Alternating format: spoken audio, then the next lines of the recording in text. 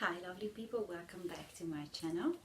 I didn't post anything here on YouTube for a while because I took a break for myself, but I'm here today now, and because one of the patients actually asked me to make this video, I will talk about today the difference between the external fixator and the Precice nail. I had both, and well, I had a different situation with both because with external fixator I had on both legs, and internal rod I had just on my right leg. So I really hope you're interested about that. That's why you are watching this. So please watch this video until the end and subscribe my channel. Also, I am on Insta, on Facebook as well, and on Facebook I created a page as well about that. It's called External Fixator Patient page, and then I've got the private group as well, which will be private from the 1st of October, only for patients, and called External Fixator and Precice Nail Patients. So I will put my social links here, and you can see it at the end of the video. So I will do probably 3 episodes about this, because it's a lot of things to talk about, and it's like the two things are completely different. So yeah, let's start this. So the external fixator is called external fixator as well because it's outside of your leg, although it gets into the bone as well through the muscles and tendons and everything, but it's still external. So the main difference is that it's external, and it's very very heavy, and you've got the pin size. The internal rod is easier. They just insert it, and then you need to actually recover from the surgery, which is like a month, and then well, about you're limited with the weight bearing as well for a while. But once you are allowed to walk, then it's easy, and it's like you just walk like kind of nothing. You have nothing inside your leg. With the external fixators, it could be different as well, because some people has it for like a couple of months, some people has it for a year or maybe 2 years. For me, in my situation, because we had to adjust my legs as well, it took longer. So and then the healing, so after the adjustment, then I just count the healing period. The healing period for me, it was actually very short,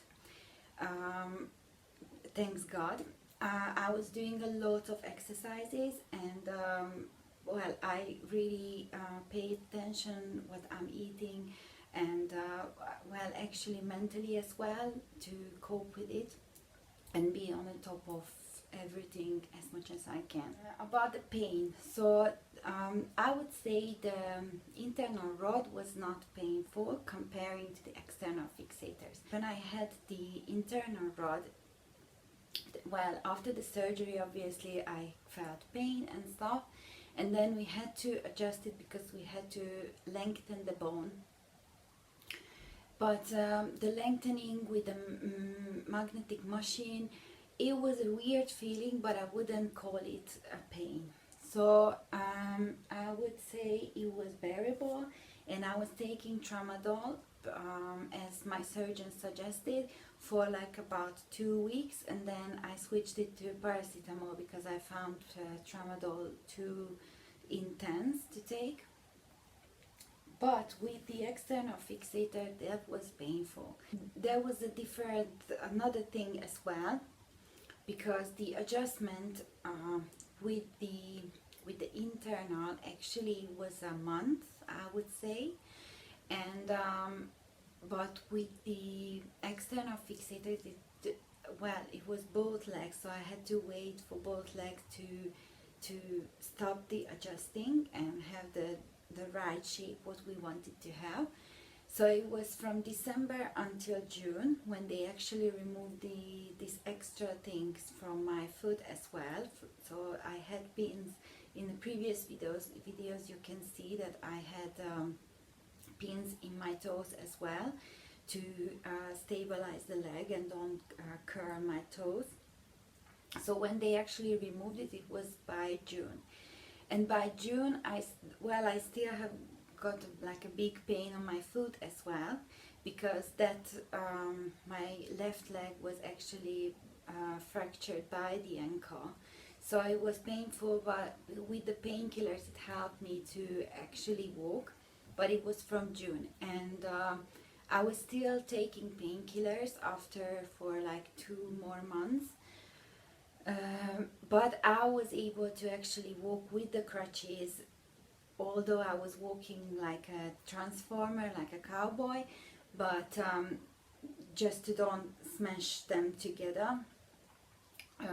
But after a month I was able to go with the crutches. In my channel the intro video is all about that, so you can see it, and it's a short video, so it's demonstrating very nicely how I started to walk and with the crutches and without the crutches.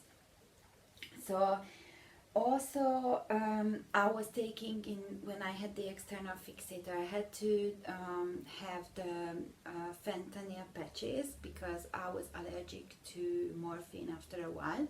So they switched it to fentanyl. I had to put a new one every 2-3 days. And on the side I was taking tramadol first, but then they switched it to pregabalin and then paracetamol as well. Sometimes I still had pain when it was wearing off, and I was drinking lavender and chamomile tea. It's like very, very strong mix, but actually it helped me in a way. So well, I would suggest you, if you don't want to take too heavy drugs when you have the external fixator, or if you have any kind of pain, it's a really good solution for that. About infections that we need to talk about as well. The external fixator, there is a big risk because you have open wounds, and if you do things, for example swimming, you always need to sanitize and dressing again, just to avoid infection. And wherever you walk, I used to cover it to don't get like the outside bacteria there, because who knows. I was very careful, and I was very scared to actually get infected, because I would take antibiotics as well, and I thought it would affect my healing as well. So I really made sure that I was like protecting my frames and my legs. And the pin side, I heard from other patients as well that they obviously need to do the dressings, and some of them they are doing it every 2 days or every 3 days. I was doing it once a week or every 6 days, which my surgeon was fine with that. But with the internal rod is easy. Once your scars heal, you are absolutely fine. And you can get infection. Everything is sterilized when they are operating you and stuff, but there is still a risk you can get infected. But it's a very, very minimal risk you would get any problem.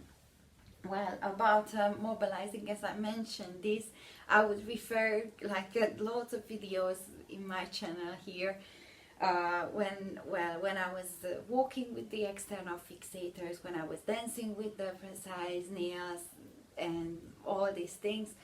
Mobilize is a crucial, is an essential thing when you have a surgery, when you have an injury.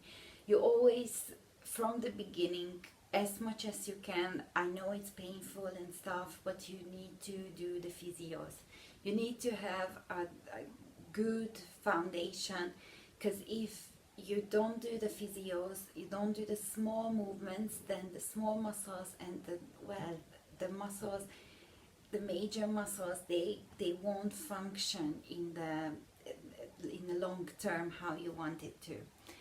And also the mobilizing, because I'm saying that because with the external fixators, well, to be honest with you, when the physiotherapist came to me, I was still in the hospital in the big pain and stuff, and then well, my situation was different as well, because I had my more injured leg, which had a partial amputation, but they saved it. But I had a big scar, and it was not functioning, and it's still not functioning as a normal leg, because I lost muscles there and stuff. And then they asked me to stand up and walk and hop on this, because on the other leg I couldn't do weight bearing at all. And well, I told them to don't bother me because I'm not gonna walk. Which was, well, it was a silly thing, but well, I was on heavy drugs, so well, God forgive me. But I think I should have tried it. I tried it later on, and I was doing it by myself and walking and doing the physio things as well. But after the external fixator on my legs, it was not that easy to start walking, to be honest with you. But once you start walking, you get used to the pain, because sometimes you get this sharp pain actually.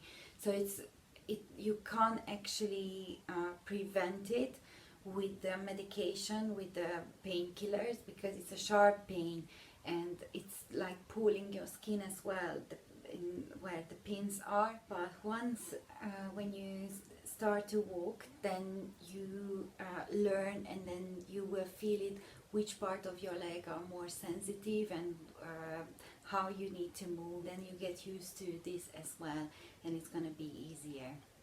About the other one, the internal, this is another thing as well, because at the beginning, after the surgery, you're still recovering and stuff, and then the physio comes and start to tell you all the exercises you have to move your ankle, because later on you get stiffness in it. It's kind of different, because you don't need to walk straight away. You can't really, because the inside rod cannot stand your weight, so you cannot do full weight bearing.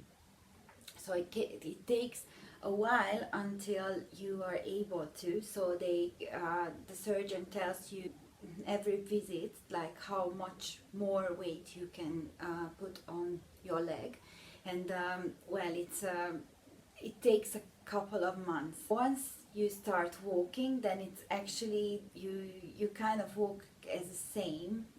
You would have some pain in the first couple of weeks, maybe for a month. With the internal, we were lengthening it, and I think we stopped lengthening in the middle of June, end of June, something like this. And June, July, August, September and October.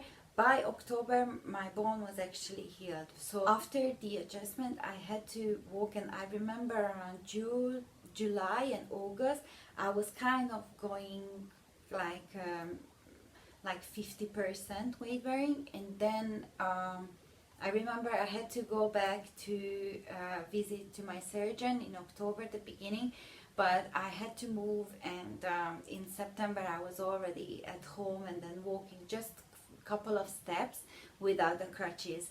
And I think when the bone heals, you feel it, and it's a beautiful thing, I think.